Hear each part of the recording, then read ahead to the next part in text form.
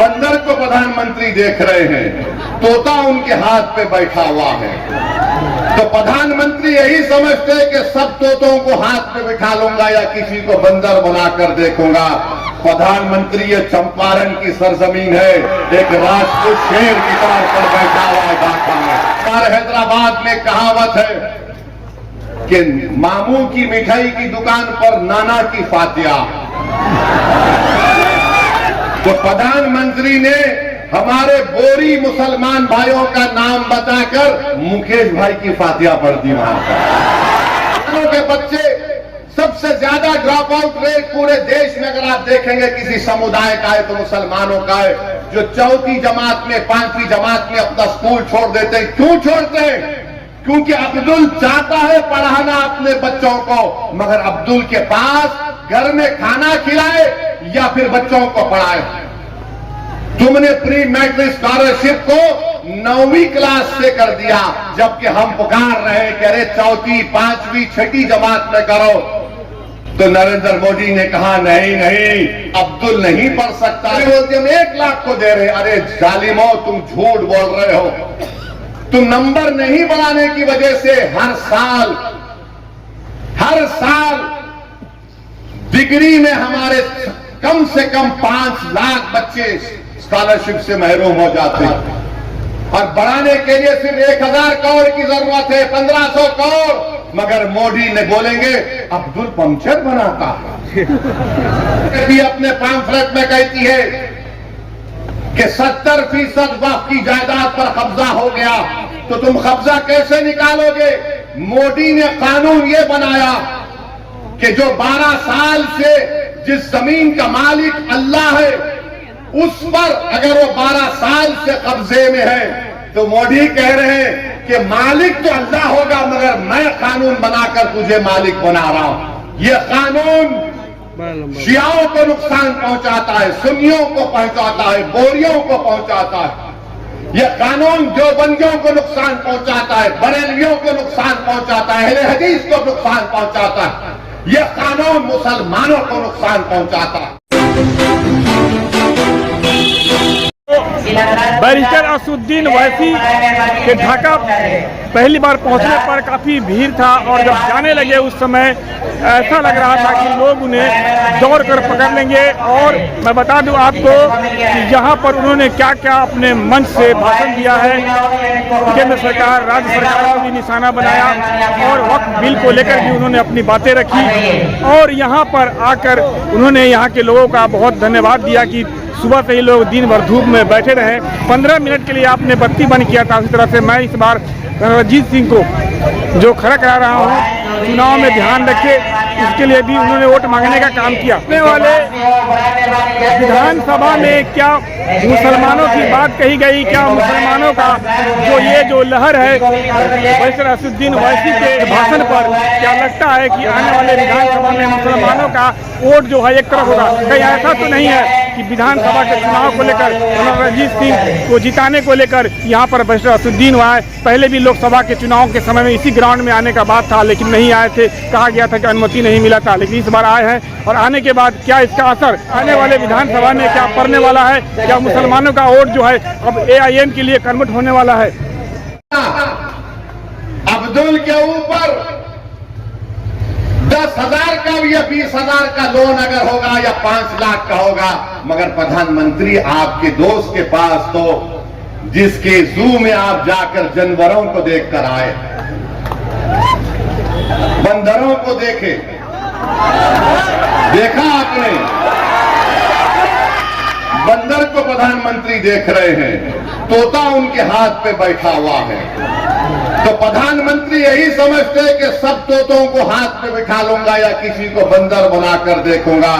प्रधानमंत्री ये चंपारण की सरजमीन है, एक राष्ट्रीय शेर की तौर पर बैठा हुआ है ढाका में। आप क्यों बनाए यह कानून? सेक्शन 2C किस लिए बनाया गया? बोलो हमको। हमारे हैदराबाद में कहावत है कि मामू की मिठाई की दुकान पर नाना की फातिया। तो प्रधानमंत्री ने हमारे बोरी मुसलमान भाइयों का नाम बताकर मुकेश भाई की फातिया पढ़ दी वहां पर। सेक्शन 2C बना, मुकेश भाई मौजा ही मौजा हो गए। आई एम हैप्पी बोल दिए प्रधानमंत्री। प्रधानमंत्री ये क्यों किया आपने? ये कानून ये बना दिया कि अगर जितने बिहार में आसार कदीमा के तहत मस्जिदें होंगी, जो दर्जे वक्फ है बिहार वक्फ बोर्ड में, वो वक्फ की जायदाद नहीं रहेंगी, आसार कदीमा उसका मालिक होगा। जो जालिम लोग टीवी चैनल पर बैठकर आदिल हसन से असदुद्दीन ओवैसी को गाली देते हैं, प्यारे जितनी गाली देना है दो, कोई फर्क नहीं पड़ता। तुम्हारी गाली देने से मेरी इज्जत में फर्क नहीं आता। तुम्हारी गाली देने से मेरी शोहरत में कमी नहीं आती। तुम्हारी गाली देने से मेरी रात की नींद खराब नहीं होती। हाँ, अगर तुमको फायदा होता है, क्योंकि तुम्हारे दिलो दिमाग में एक बीमारी है नफरत की, शायद ओवैसी को गाली देने से वक्तिया तुमको फायदा होता है तो दो, मगर ये तो बताओ इस कानून में किसको फायदा पहुंच रहा है? कुछ फायदा नहीं है मुसलमानों को। और प्रधानमंत्री बोलते मुसलमान 30% गरीब है। अगर है तो तुमने क्या किया बताओ? अगर है तो बताओ तुमने विजारत अक़लियती बहबूद, मिनिस्ट्री ऑफ माइनॉरिटी अफेयर्स, वहां पर मौलाना आजाद की फेलोशिप बंद कर दी। जो अक़लियतों के बच्चे जिसमें मुसलमान, सिख, ईसाई, बौद्ध और जैन धर्म के हैं, जो पीएचडी कर रहे हैं, उनको पैसे नहीं देगी सरकार, तो गरीबी आएगी नहीं आएगी? जो मुसलमानों के बच्चे, सबसे ज्यादा ड्रॉप आउट रेट पूरे देश में अगर आप देखेंगे किसी समुदाय का है तो मुसलमानों का है। जो चौथी जमात में, 5वीं जमात में अपना स्कूल छोड़ देते हैं। क्यों छोड़ते हैं? क्योंकि अब्दुल चाहता है पढ़ाना अपने बच्चों को, मगर अब्दुल के पास घर में खाना खिलाए या फिर बच्चों को पढ़ाए। तुमने प्री मैट्रिक स्कॉलरशिप को 9वीं क्लास से कर दिया, जबकि हम पुकार रहे कि अरे 4वीं, 5वीं, 6ठी जमात में करो। तो नरेंद्र मोदी ने कहा नहीं नहीं, अब्दुल नहीं पढ़ सकता 4वीं, 5वीं, 6ठी जमात, वो 9वीं जमात में आया तो स्कॉलरशिप मिलेगा। अरे अगर जो 4वीं, 5वीं, 6ठी, 7वीं पढ़ेगा तो 9वीं को पहुंचेगा ना। प्री में पोस्ट मैट्रिक स्कॉलरशिप हम पुकार कर कह रहे कि बढ़ाओ, नंबर बढ़ाओ, नंबर बढ़ाओ, मगर बीजेपी बोलती है हम 1 लाख को दे रहे। अरे जालिमो, तुम झूठ बोल रहे हो। तुम नंबर नहीं बढ़ाने की वजह से हर साल डिग्री में हमारे कम से कम 5 लाख बच्चे स्कॉलरशिप से महरूम हो जाते हैं। और बढ़ाने के लिए सिर्फ 1000 करोड़ की जरूरत है, 1500 करोड़, मगर मोदी ने बोलेंगे अब्दुल पंक्चर बनाता है। मोदी जी, दलील देकर कह रहा हूं, झूठ नहीं बोल रहा हूं।